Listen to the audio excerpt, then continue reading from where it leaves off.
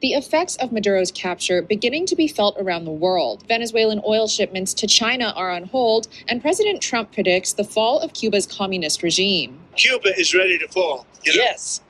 Cuba looks like it's ready to fall. But Cuba now has no income. They got all of their income from Venezuela. Cuba now reporting that at least 32 of the 80 people killed in U.S. strikes were Cuban military. Cubans, mostly Cubans, but many killed. It was Cubans that guarded Maduro. He was not guarded by Venezuelan bodyguards. He had Cuban bodyguards.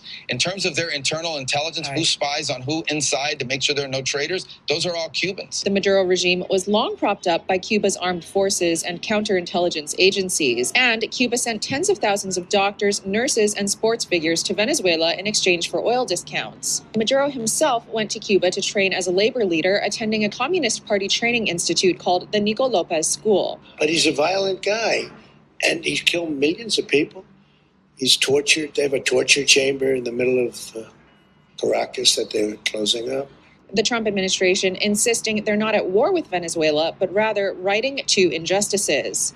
And up until recently, that oil reserve was exploited by our adversaries to fund their ambitions, to fund their militaries, to fund their terrorism. And just as importantly, our adversaries no longer have the ability to use Venezuela to export terrorism around the globe.